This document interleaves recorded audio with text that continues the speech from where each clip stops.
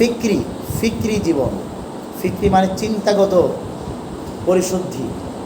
হ্যাঁ, চিন্তার পরিশুদ্ধি করতে হয় বড়দের কিতাব পড়ে। আমাদের আকাবিরিন হজরত ওলামায়ে কিরাম, তাবিঈন, তাবিঈন, হ্যাঁ, ওনাদের যে কিতাবাদি আছে, ওনাদের সময় কিতাব লেখা হয়নি, পরবর্তীতে কিতাব লেখা হয়েছে। আবু হানিফা রহিমাহুল্লাহ, আবুল হাসান মাতুরিদি, আবুল হাসান আশআরি, তারপরে আবু মনসুর মাতুরিদি, তারপরে পরবর্তীতে আমাদের দেওবন্দের ওলামায়ে কিরাম কিতাবাদি পড়া। হ্যাঁ, এটার মাধ্যমে নিজের ফিক্রি পরিশুদ্ধি হয়। আর হইল বড়দের সোহবত থেকে আমলি জিন্দিগি সাজানো। কি জিন্দিগি সাজানো? আমলি জিন্দিগি সাজানো। এই দুইটা কাজ খুব জরুরি। যাক, আল্লাহ তাআলা আমাদেরকে তৌফিক দান করেন, বলি আমিন। এটাই জীবন, বুঝছো না?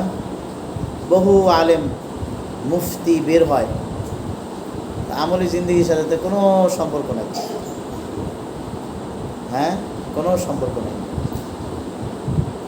আর বহু সাধারণ সাধারণ হাফেজ কয়েক জামাত পড়ছে, কিন্তু বড়দের সোহবতে থাকার কারণে আল্লাহ রাব্বুল আলামিন তাকে অনেক বড় বানায় দেন।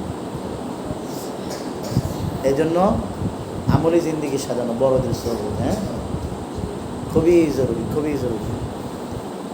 আর কিতাব মুতালার মাধ্যমে ফিক্রি পরিশুদ্ধি করা, এটা তোমরা যখন বড় হইবা তখন এটা খুব জরুরি হবে। এখন তোমাদের কাজ হলো কোরআন শরীফ মুখস্থ করা, মাদ্রাসার নিয়ম কানুন অনুযায়ী আমলি যেই শিডিউল সাজানো আছে আমলগুলো করা, আর প্রত্যেকটা আমলের মধ্যে আল্লাহ তাআলার মুহাব্বতকে খোঁজা। হ্যাঁ, এই মস্কে বসছো, মস্কের মাঝখানে আল্লাহ তাআলার সন্তুষ্টির আশা করা। তেলাওয়াত মুখস্থ করছো, তো ওই সময় আল্লাহ তাআলার মুহাব্বত খোঁজা। এটাই তোমাদের, অন্য কোনো কাজ নেই। আমাদের হাফিজ জুজুর রহমতুল্লাহ আলাই, নাম শুনেছ? নাম কি ওনার? মুহাম্মাদুল্লাহ। নাম কি? মুহাম্মাদুল্লাহ হাফিজি। হাফিজি ওনার নাম না, ওনার নাম হলো মুহাম্মাদুল্লাহ। নোয়াখালীর মানুষ, নোয়াখালীর মানুষ। উনি বলতেন ছাত্রদের কোনো কাজ নেই, ছাত্রদের কাজ হলো পড়ালেখা, এটাই তার সবচেয়ে বড় আমল। আমাদের যাত্রাবাড়ির শেখ মাওলানা মাহমুদ হাসান দামাত বারকাতুহু বলেন, মাহমুদ হাসান, ছাত্রের কোনো কাজ নাই, শুধু পড়বে। দুনিয়া কোন দিকে যাইতেছে না যাইতেছে এটা তার দেখার বিষয় না, ধ্বংস হয়ে যাক, মাদ্রাসার জায়গাটা বাদে বাকি সব পুরা ছাই হয়ে যাক, ওই জায়গায় বসে থাকবে, পড়ার কোনো জায়গা নেই। বুঝলেন? এইরকম ছিলেন ওনারা, এই কথা বলেন। দুনিয়া ধ্বংসের তো যাওয়াই লাগবে। ওনারা কথার গুরুত্বটা এভাবে বুঝাইতেন, ছাত্রের মেজাজের মধ্যে দুনিয়ার কোনো চিন্তা আসতে পারবে না। তাহাজ্জুদ নামাজ সারা রাত পড়বো, আল্লাহ তাআলার জিকির, এই চিন্তাটাও না আসবে। তার চিন্তা আসবে সারা রাত আমাকে পড়তে হবে, তাহাজ্জুদের সময় উঠাও পড়তে হবে, ঘুম থেকে উঠাও পড়তে হবে, নামাজের পরেও পড়তে হবে, নামাজের আগেও পড়তে হবে, খাবারের সময় খাবার খাইয়া তারপর পড়তে হবে। মানে আর কোনো কাজ নেই আমার, খালি পড়া আর লেখা। বুঝছো? এটা বড়দের মেজাজ, ছাত্রদের তো। আমরা তো দুর্বল মানুষ, আমরা পারি নাই, তোমরা করবা ইনশাআল্লাহ। আমাদের যাত্রাবাড়ি শেখ যখন বিন্নুরি টাউন নাম শুনছ? জামিয়া ইসলামিয়া বিন্নুরি টাউন, পাকিস্তানের একটা নাম করা মাদ্রাসা। পাকিস্তানের কয়েকটা বড় বড় মাদ্রাসা, একটা হলো বিন্নুরি টাউন মাদ্রাসা। যাত্রাবাড়ি মাদ্রাসা বলে না?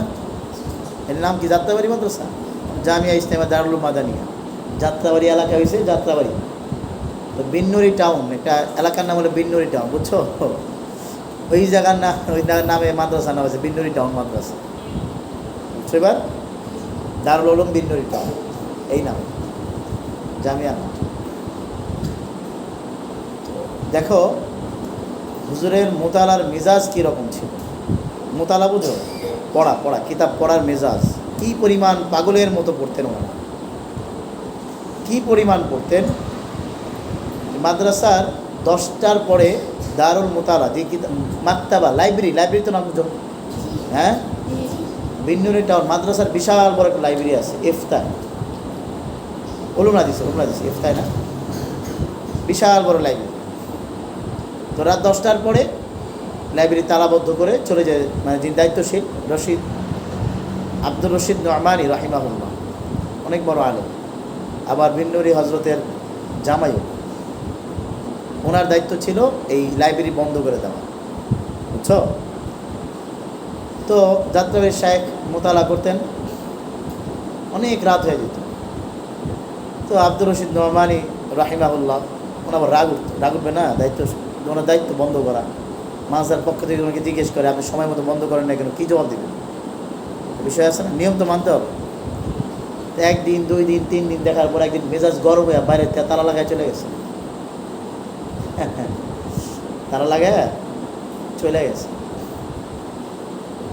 তো যাত্রাবাড়ি হজরত মোতালা করতে করতে হেরা হয়ে গেছে, আর তো খবর নাই যে তালা মারা দিছে। যাত্রাবাড়ি হজরত তখন ছাত্র, তালা লাগাইছে, খেয়াল নেই। যখন পেশাব ধরছে, অনেক পেশাব দিচ্ছে, মানে চাপ দিছে, অনেক সময় অত্যন্ত চাপ দেয় না। এখন কি করবে, এখন তার কিতাবে চোখ লাগে না, এখন তো টয়লেটে যেতে হবে। তো টয়লেট আবার বাইরে, লাইব্রেরির বাইরে। উনি উঠছেন, উঠা দেখেন যে সব বন্ধ। উনি লাইটটাইতে লাত্তি দিতে দিতে বাইঙ্গে গেছে দরজা।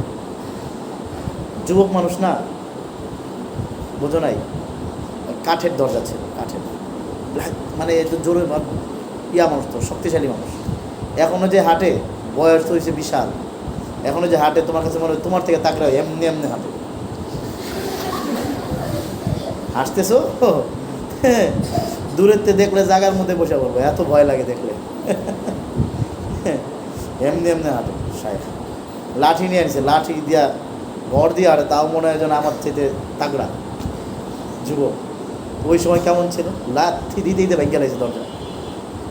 এখন পরের দিন আব্দুর রশিদ নোমানী রাহিমাহুল্লাহ, একদম মাদ্রাসার প্রধান শাইখুল হাদিস, বড় হুজুর যিনি, ইউসুফ বিন্নুরি রহমতুল্লাহ কাছে যা বিচার দিয়েছেন যে আপনার আদরের ছাত্র, হ্যাঁ আপনি বেশি আদর করেন, জামাই না শ্বশুরে বলতেছে, আপনি বেশি আদর করেন, আপনার আদরের লাইফে দরজায় ভেঙে গেছে। ডাক্তার নিয়ে আসছে, হ্যাঁ মাহমুদ দরজা ভেঙে ফেলাইছো। হজরত আমি মোতালা করছি, মোতালা করতে করতে রাত হয়ে গেছে, আর আমি কী করবো? এমনি বাইরে দিয়ে দরজা তালা মেরে চলে গেছে। তো পেশাব ধরছে, আমি কি মাকতাবের মধ্যে পেশাব করবো, এরকম হয়? আমি তো টয়লেটে যেতে হবে, আমি দরজা ভেঙে ফেলেছি। ইউসুফ বিন্নুর নাম, যাত্রাবাড়ি শাহেখের শাহেখ তিনি, ইউসুফ বিন্নুর রহমতুল্লাহ আলাইহি বলেন যে চাবি ওর কাছে দেওয়া দাও, এখন থেকে মাহমুদের দায়িত্ব। যত রাত পর্যন্ত সে মোতালা করবে, মোতালা করার পরে সে তালা লাগায় আসবে, পরে চাবি দিয়ে দিছে। এই এত মোতালা করতে, বুঝছো, এমন মোতালা করতে। দাওরার বছর আমরা তো আলহামদুলিল্লাহ অনেক বছর বছর ইসলামী মসজিদে প্রতি সপ্তাহে বৃহস্পতিবারের ছাত্রদের উদ্দেশ্যে ইসলামী আলোচনা করেন, এশার পরে। আমি প্রায় দেয় মিজান, নাওমির, হেদায়েতুন কাফিয়া, সর্বেক অবস্থা বসতে পারি নাই, যারা লাইন এই মিজান, নাওমির, হেদায়েতুন কাফিয়া, জানেন 6 বছর একাধারে ইসলামী মসজিদে বসছে আমাদের। উনি বলেন যে দাওরার বছর আমাদেরকে বলে তোমরা কী পড়ো, কিছুই তো পড়ো না তোমরা। আমাদের মধ্যে কম্পিটিশন হইতো, কে আগে 1 নাম্বার হবে। তোমাদের মধ্যে হয় না? আমি প্রতিযোগিতা ঘোষণা দিলে তখন একটু দেখা যায় যে না, একটু জিততে হবে, তৈরি হওয়ার চিন্তা করো। তো হুজুর বলেন যে প্রত্যেক পরীক্ষার সময় আমাদের কম্পিটিশন হইতো, কারা এগিয়ে নাম্বার উঠাবে। তো দাওরার বছর আমরা বাঙালিরা আমরা দাওরা বিভাগে পরীক্ষা দিব। এখন বাঙালিদেরকে হারানোর জন্য পাকিস্তানিরা, ওই দেশে তারা আগের বছর যে 1 নাম্বার হয়েছে বেফাকে, তারা আবার হায়ার করে নিয়ে আসছে, বুঝছো। এবার আগের বছর পুরা পাকিস্তানে যে 1 নাম্বার হয়েছে, তারা আবার হায়ার করে নিয়ে আসছে, যেমন বাঙালি যেন 1 নাম্বার না হয়। এই অবস্থা। শায়েখ বলেন যে এর তো হারাইতে হবে। কেমনে? মোতালা করতে করতে করতে করতে অবস্থা খারাপ হয়ে গেছে। রাতের বেলা আমাদের ঘুম চলে আসবে, ঘুম একদিন না ঘুমাইলে অবস্থা খারাপ না? ঘুম চলে আসে, কী করবো? মরিচের গুঁড়া পানিতে গুলায়া পানি দিয়ে রাখতাম চোখের ভিতর, চোখ চলতো, তাকায় থাকতাম, তারপরে কিতাব পড়তাম, চোখ থেকে পানি পড়তে থাকতো, তাও কিতাবে দিয়ে তাকায় থাকতাম।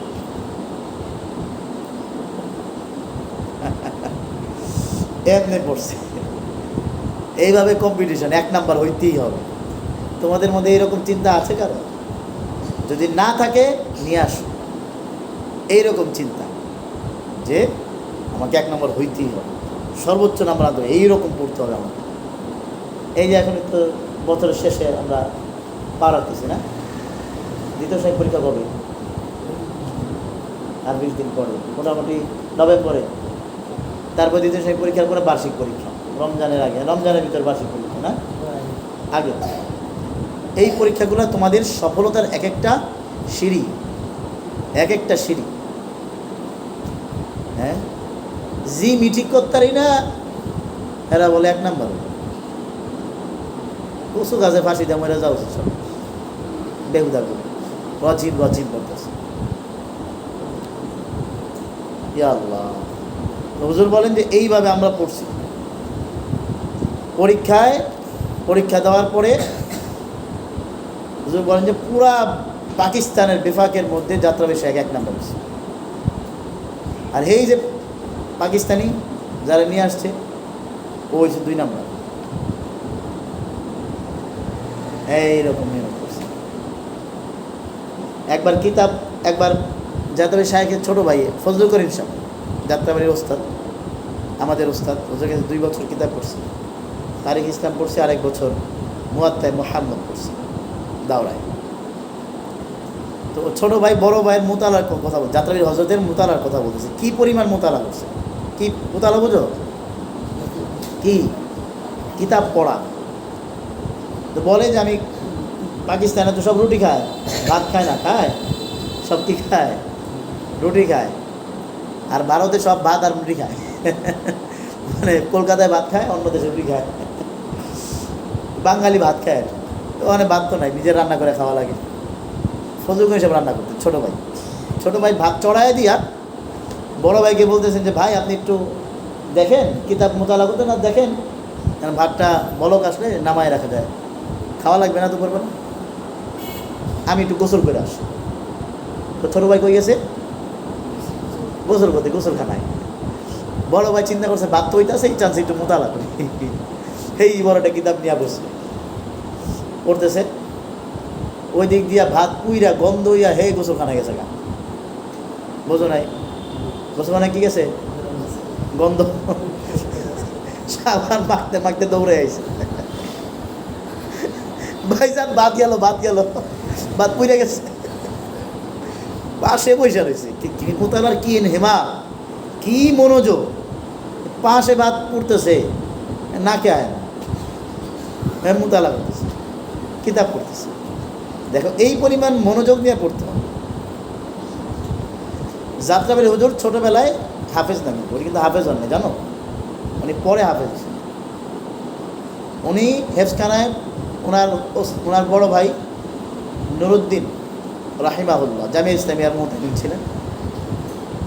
ওনাকে যখন পাকিস্তানে পাঠায়, উনি করছেন কি, কিতাবখানায় পড়া বাদ দিয়া পলায় হেফজখানায় গিয়ে ভর্তি হয়েছে। আমাদের পোলা মানে হেফজখানা পড়তে চায় না। আর যাত্রাবাড়ি হুজুর কিতাবখানায় পড়া বাদ দিয়া হেফজখানায় গেছে পলায়া, এক পাহাড়ের উপর এক মাদ্রাসায়। কোনো মতে জানতে পারছি নুরুদ্দিন সাহেব রহমতুল্লাহ, উনি আবার বড় আলেম ছিল, প্রভাবশালী আলেম ছিল। পাকিস্তানে খবর পাঠাইছে, যেখানেই আছে ধৈর্য আবার মাদ্রাসায় নিয়ে আসো, মানে কিতাবখানায় নিয়ে আসো। তো আরেক হুজুর গিয়া ধৈর্য নিয়ে আসে কিতাবখানায়, হাফেজ হইতে দিবে না, হাফেজ হইতে দিবে না। তো যাত্রাবাড়ি হুজুর এমনি দাওরা শেষ করছেন। শেষ করার পরে তো বিন্নুর রহমতুল্লাহের সবচেয়ে ভালো ছাত্র, পুরা পাকিস্তানে 1 নম্বর হয়েছে, বড় আলেম। তো রমজান মাস কি করবে? ইউসুফ বিন্নুর রহমতুল্লাহ, ইউসুফ বিন্নুর নাম শুনছো? কে? যাত্রাবাড়ি হুজুরের শায়েখ, দাওরার শায়েখ, বুঝছো? এবার ওনার অধীনেই থাকতো। ওনার খাদেম ছিলেন আমাদের হজরত যাত্রাবীর হজরত, বুঝছো এবার? ইউসুফ বিন নূর হলেন আমাদের শাইখ, হলেন যাত্রাবীর হজরত, যাত্রাবীর শাইখ হলেন ইউসুফ বিন নুরি। নাম কি? ইউসুফ বিন নুরি। তার শাইখ হলেন আনোয়ার শাহ কাশ্মীরি। নাম শুনছো তো? আনোয়ার শাহ কাশ্মীরির শাইখ হলেন কে? মাহমুদুল হাসান দেওবন্দি, শাইখুল হিন্দ। তো ইউসুফ বিন নুরি রহমতুল্লাহ আলাইহি বললেন, তুমি রমজানে কি করবা? যাও ইদ্রিস কান্দলবি কাছে যাও, ওনার আবার বন্ধু। ইদ্রিস কান্দলবির কাছে অনেক কিতাব আছে, মোতালা করো, রমজান মাস পুরোটা জোরদার মোতালা করবা।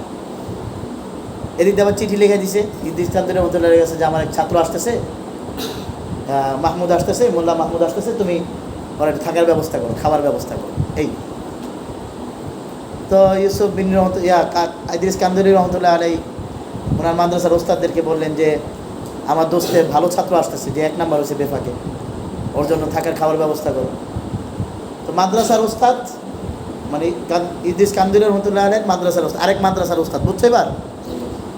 ধরো তুমি ইমরান সাহেব কার কাছে পাঠাইব? আর কার ছিল? হ্যাঁ, ইসমাইল নিম সাহেব। হ্যাঁ, কারিমিয়া মাদ্রাসার মধ্যে ওই যে মশহুর হয়েছে আগে, ওই যে হুজুরের মাদ্রাসার পিছনে, ওই তো ওই মাদ্রাসার পিছনে, মসজিদের পিছনে পিছনে, হ্যাঁ মশহুর হয়েছে। ধরো ইসমাইল সাহেবের কাছে পাঠাইতেছে তার ভালো ছাত্র, যে আমার এই ভালো ছাত্র আপনার কাছে পাঠাইলাম, রমজান মাসে একটু পড়বে। তো প্রিন্সিপাল সাহেব আরেক ওস্তাদরে বললো যে একজন ছাত্র আসতেছে ভালো, তার খাবার দাবার ব্যবস্থা করো, বুঝছো এবার? এইরকম ইদ্রিস কান্দলবি রহমতুল্লাহ আলাইহি তার ওস্তাদদেরকে বললেন, একজন ওস্তাদকে বললেন যে বিন্নুর থেকে আসতেছে, বিন্নুরি টাউন থেকে মোল্লা মাহমুদ আসতেছে, সে 1 নাম্বার হয়েছে বেফাকে, তার খাবার দাবার ব্যবস্থা করো, থাকার ব্যবস্থা করো, সে মোতালা করো। হেই হুজুর করছে কি, ভালো ছাত্র আসতেছে, তো ভালো ছাত্র নিশ্চয়ই হাফেজ, বুঝছো বিষয়টা? ভালো ছাত্র নিশ্চয়ই কি, কথা কয় না, হাফেজ। রমজান মাসে কী করবে? কে আর মোতালা করবো? তারা ঠিক করে দিই। হুজুরে না, হয়তো মোবাইল টোবাইল ছিল না, বুঝো না, চিঠিপত্রে না, তো হুজুরে না জানাই তারা ঠিক করে রাখছে, খতমি তারাবি। হুজুরে আইসে, আসার পরে কয়, মাহমুদ তোমার লোকে তো আমি তারাবি ঠিক করছি। হুজুরকে হুজুর কী করছেন? আমি তো হাফেজ না, তারাবি কেমতে পারো? কয় না, আমি তো ঠিক করে বলেছি, কালকে তোমার তারাবি, কালকেই তারাবি। আর হুজুরে কী করবে? মুতালার গোষ্ঠী কিনে সকালবেলা কোরআন শরীফ নিয়ে বসছে, দৈনিক 1 পারা করে মুখস্থ করে, দৈনিক আগের কিছু মুখস্থ আছে, কোরআন তর্জমা পড়ার সময় 3-4 পারা মুখস্থ করছেন, এই 29 পারা 30 পারা মুখস্থ থাকে না, কিতাবখানা হুজুর কেমনি মুখস্থ থাকে 29 পারা 30 পারা, তো 29 পারা 30 পারা তো মুখস্থ আছেই। আর দৈনিক 1 পারা করে মুখস্থ করে, একদম তার সেই রেখা কোরআন শরীফ নিয়ে বসে, একদম আসরের সময় উঠে দৈনিক 1 পারা মুখস্থ করে উঠে, তারপরে মাগরিবের পরে নামাজ দাঁড়া যায়, আওয়াবিন নামাজ আছে না, দাঁড়ায় পড়া শেষ করে, আওয়াবিন শেষ করতে দেরি, তারা এশার আজান দেয়, নামাজ পড়ায় তারা বিষয়। এভাবে পুরা রমজান হাফেজ হয়ে গেছে, এক রমজানে যাত্রাবাড়ির শেখ। এই যে তারাবি পড়াইছেন একাধারে 55 বছর তারাই পড়াইছেন। এই বাংলাদেশে আসার পরে বাংলাদেশে যেই মসজিদে ইমাম ছিলেন তারাই পড়াইছে, এইভাবে উনি হাফেজ হয়েছেন। কেমন ইনহিমাক! আমগো মাস পার হয়ে যায়, 1 পারা শেষ করার পরে, আমাদের পারা শেষ হওয়ার পরে, পারা শেষ হয় 20 দিনে, পারা শোনায় 1 মাসে। আছে না এমন পাবলিক? আছে। ইন্না লিল্লাহ। কি হ্যাঁ, পারা শেষ করে 20 দিনে, পারা শোনায় 1 মাসে। মানে পারাটা শেষ হইতে দেরি, এটা নিঃশ্বাস নাই, এই নিঃশ্বাসে চলে 1 মাস পার হয়ে যায়, ভুললে যায়, নতুন করে আবার মুখস্থ করে পারা শোনায়, হ্যাঁ নতুন করে মুখস্থ করে পারা শোনায়, বেহুদাগুলা। হ্যাঁ, সাতশো ঠিক মতো দেয় না, ঠিক না? 700 দিনে দিয়ে অবস্থার কথা না। পারা যেদিন শেষ হয়েছে ওই দিন বিকালে পারা শোনায় দেবে, শেষ। মাঝখানে আবার কি আর কি, 700 তো পিসের পাড়া এগুলো। তোমরা কি 700 পিসের সবগুলো শোনাও না? যেদিন 2 পৃষ্ঠা হয় 2 পৃষ্ঠা একসাথে, 3 পৃষ্ঠা হলে 3 পৃষ্ঠা একসাথে, 4 পৃষ্ঠা হলে 4 পৃষ্ঠা, 5 পৃষ্ঠা 5 পৃষ্ঠা, 10 পৃষ্ঠা 10 পৃষ্ঠা, 15 পৃষ্ঠা 15 পৃষ্ঠা, 20 পৃষ্ঠা 20 পৃষ্ঠা। একবার শোনায় ফেলবো, বিকালে একবার শোনাবো, পরের দিন আরেকবার শোনাবো, শেষ। মাঝখানে আবার এক মাস করতে হয়, হ্যাঁ, মাসখানে 1 মাসের কোনো সুযোগই নেই এগুলো। নিশ্চয়ই 700 মধ্যে চোরাবানি করছে, হ্যাঁ 700 মধ্যে ফাইজলামি করছে। শুনাই চাইছে আছে কিছু পুরা পাই না, 700 শুরুতে একবার পৃষ্ঠা শুরু একবার, মাঝখানে একবার, শেষে একবার করে, পরে পৃষ্ঠা দৌড় মারে। হুজুরও শুনতেছেন 2-3 জন একসাথে, তো পৃষ্ঠার শুরুতে টান মারছে, তো পৃষ্ঠা শুরু করছি, শেষ তো করবোই। হুজুর খেয়াল নাই, পৃষ্ঠার মাঝখানে একবার পরে ও মাঝখানে আয়া পড়ছে, তো হুজুর খেয়াল নাই। নিচে গিয়া 1-2 দিন পরে ধরা পড়ে, কিরে তুই উল্লাপাল্লা কলিকা 700 ইয়াদ করে, দাম করে পিটান মেরে দেয়, আবার করে আবার নতুন করে হেই পড়াটা নিয়ে আয়, পৃষ্ঠা শুরু মাঝখান শেষে। এই শয়তানগুলা পারা শেষ করে, পারা শেষ করার পরে কি করে, কি 1 মাস 2 মাসও যায়। আবার অনেকে ছুরি নিয়ে বাসায় যায়, 1 পারা শেষ করছি, একটু বাসায় ঘুরতে হবে, 3 দিন কাটাইতে হবে, ছুরি নিয়ে বাসায় যায়, সব বুঝলে আল্লাহর মধ্যে আবার 1 মাসের লেগে আয়। এমন করলে তো হবে না। আল্লাহ, যাতে সে 1 মাসে 1 খতম দেয়, 1 খতম মানে খতম না, মুখস্থ, এইরকম ইয়ার করছে। আল্লাহ, এটাকে বলে কিতাব পড়া, এটাকে বলে মেহনত করা, এটাকে বলে নিজেকে গড়া। দেখি বলে নিজেকে গড়ে তোলা, নিজেকে গড়ে তোলা। একই সাথে এফকানায় 2 ছাত্র আসছে, একই সাথে এক ছাত্র পেছনে পড়া ইয়াদ রেখে রেখে আগাইতেছে, তারও 5 পারা হয়েছে। আরেক ছাত্র পেছনে পেছনে বুইলা বুইলা আগাইতেছে, তারও 5 পারা হয়েছে। বলো আগায় আছে কি? যে ইয়াদ রাখে আছে। কেন? কয়েকদিন পরেই ধরাটা খাইব, প্রশ্ন করলে ধরা খাইব, তারপরে সবক বলবো, পেছন দিয়ে ইয়াদ করো।